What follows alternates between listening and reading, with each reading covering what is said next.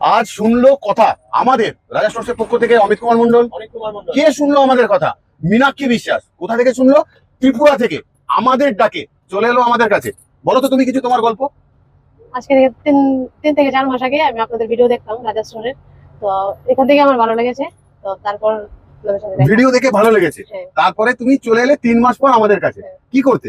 নতুন করে ব্যবসা শুরু করতে। বাহ, একটা মেয়ে হয়ে ইচ্ছা গেল তার ব্যবসা করবে। সত্যি বলছে? তুমি কে হও?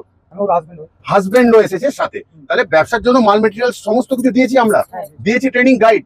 আচ্ছা, সবকিছু বুঝিয়ে দিয়েছি কি? কি মনে হচ্ছে পারবে তোমরা? আশা করি পারবো। আচ্ছা, তোমরা এই দোকানে থাকাকালীন অনেক জেতা মানুষকে দেখলে? এসেছিল কাস্টমার যারা আগে থেকে যুক্ত ছিল আমাদের সঙ্গে, জেতা মানুষকে ভিডিওতে দেখেছিলে, দেখতে পেয়েছো? তাহলে জেতা মানুষকেও যে দেখেছে ওরা দূর থেকে এসে। তাহলে আমি চাইবো তোমরাও শোনো, এরকমই শুরু করো নিজেদের ব্যবসা নিজেদের ঘরে বসে। আর দেরি নয়, যা দেরি হয়ে যাওয়ার হয়ে গেছে। তাহলে আজকে যাচ্ছি, অনুমতি নিয়ে আবারও আসবো ফিরে তোমাদের ভালোবাসা দুনিয়ায়। ততক্ষণের জন্য ভালো থেকো, সুস্থ থেকো।